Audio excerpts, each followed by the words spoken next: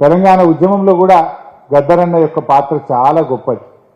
తెలంగాణ ఉద్యమంలో మేము మలిదశ ఉద్యమంలో డిసెంబర్ 23 ఇచ్చిన తెలంగాణ వెనక్కి తీసుకున్నప్పుడు మా రసమై బాలకృష్ణ ధూమ్ధామ్ ప్రారంభించింది.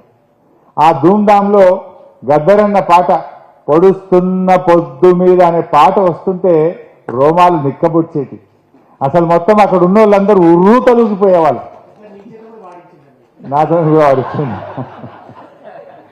అంటే ఆ పాట ఎంత ఉర్రూ తొలగించేదంటే అసలు ఏ సినిమా యాక్టర్నో ఇంకెవరినో చూస్తే కూడా ఉండేది కాదు. అక్కడికి వచ్చిన వేల లక్షల మంది ఇట్లా ఉర్రూ తొలగిపోయేటువంటి దృశ్యాలు గద్దరన్న పాడుతుంటే చూసే అదృష్టం నాకు దొరికింది. అలాంటి తెలంగాణ మలిదశ ఉద్యమంలో కూడా ఆయన కాంట్రిబ్యూషన్ చాలా గొప్పది.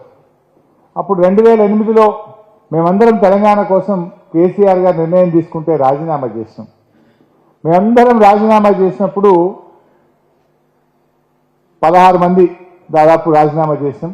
ఎంపీలుగా కేసీఆర్ గారు, విజయశాంతి ఉండేది అప్పుడు లేదు, నరేంద్ర గారు, నరేంద్ర గారు ఉండేది. మేమందరం కూడా రాజీనామా చేసినప్పుడు అప్పుడు ప్రజా సంఘాల ఐక్య కార్యాచరణ సమితి అని ఒకటి ఉండేది. వాళ్ళు వీళ్ళ మీద పోటీ పెట్టాలన్నారు. ప్రజా సంఘాల ఐక్య కార్యాచరణ రాజీనామా చేసిన టీఆర్ఎస్ ఎమ్మెల్యేల మీద పోటీ పెట్టాలని నిర్ణయం తీసుకున్నది.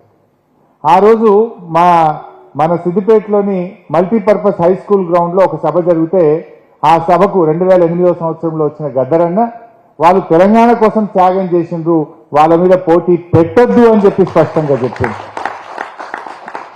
ఇదే తెలంగాణ ఐక్య కార్యాచరణ సమితి గద్దరన్న దగ్గరికి పోయి నువ్వు కరీంనగర్లో కేసీఆర్ మీద పోటీ చేయండి అని చెప్పి అడిగిండు. వాళ్ళు అడిగితే అసలు కేసీఆర్ మీద నేను పోటీ చేసేదేంటి, అసలు మీరు పోటీ పెట్టడమే తప్పు, ఈ పని మానుకోండి, ఒక మంచి ప్రయత్నం జరుగుతుంది అని చెప్పి వాళ్ళకి గట్టిగా చెప్పినటువంటి వ్యక్తి గద్దరన్న.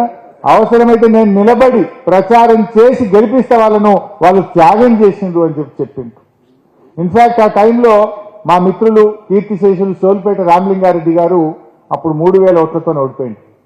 చాలా సందర్భాల్లో ఆయన గుర్తు చేసింది, ఇదే ఐక్య కార్యాచరణ తరఫున నిలబెట్టిన అభ్యర్థికి 3-4 వేల ఓట్లు వచ్చినాయి, మీరు అనవసరంగా ఎందుకు పెట్టిండ్రా పోటీ, ఒక ఉద్యమకారుని ఓడగొట్టిండ్రు, రామలింగారెడ్డిని ఓడగొట్టిందని అనేక సందర్భాల్లో ఆయన చర్చలు జరిగినప్పుడు మాటల సందర్భంలో గుర్తు చేసినటువంటి నేను మాటలు కూడా గద్దర్ గారి నోట విన్నాను. అట్లా ఆయన తెలంగాణ ఉద్యమంలో కేసీఆర్ గారు బాగా చేస్తున్నాడు, ఇది రావాల్సిందే తెలంగాణ, ఇది మంచి ప్రయత్నం జరుగుతుంది అని చెప్పి ఉద్యమానికి కేసీఆర్ గారికి అండగా కూడా గద్దర్ గారు నిలబడ్డారు. ప్రభుత్వం వచ్చిన తర్వాత కూడా ఒక చిన్న నాకు 1-2 అనుభవాలు ఉన్నాయి గద్దర్ గారితో. ఓ రోజు మా ఇంటికి వచ్చారు, హరీష్ వస్తున్నా అని ఫోన్ చేసిండు, రండి సార్ భోజనానికి రండి అంటే వచ్చిండు, భోజనం చేసినాం.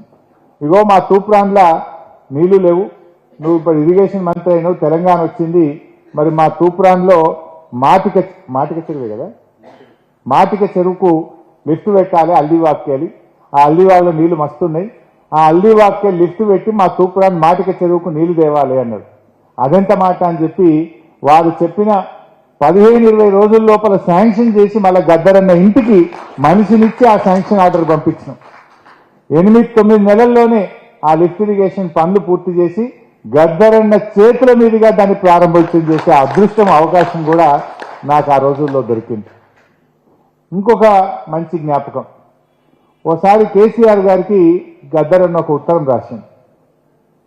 జిహెచ్ఎంసీలో పనిచేసే పారిశుద్ధ్య కార్మికులకు వేతనం 7,000 రూపాయలు మాత్రమే ఉంది, కనీస వేతన చట్టం కూడా వీరికి అమలైతలేదు, వాళ్ళు మొత్తం హైదరాబాద్ ఇంత అందంగా ఉందంటే, హైదరాబాద్ ఇంత గొప్పగా పరిశుభ్రంగా ఉందంటే వీళ్ళ చెమట చుక్కలే ఉన్నాయి, వీళ్ళకి అన్యాయం జరుగుతుంది కేసీఆర్ గారు, వీళ్ళకి న్యాయం చేయండి అని 2018 అనుకుంటా 2016-17 ప్రాంతంలో ఒక చిన్న కాగితం మీద ఉత్తరం లాగా రాసి కేసీఆర్ గారికి గద్దర్ గారు పంపించారు. ఆ ఉత్తరం మీదనే కేసీఆర్ గారు సంతకం పెట్టి, అప్పుడు సోమేష్ కుమార్ జిహెచ్ఎంసీ కమిషనర్ ఉండే, ఆ ఉత్తరం మీదనే సంతకం పెట్టి వెంటనే వీరు వేతనం పెంచేయండి అని దాని మీదనే ఆర్డర్ వేసిండు కేసీఆర్.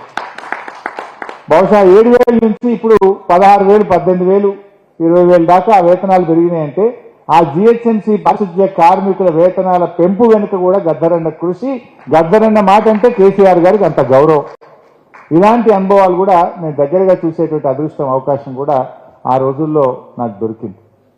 ఇక మా రసమయ్య గారు మిత్రులు గద్దరన్న విగ్రహాన్ని సిద్దిపేటలో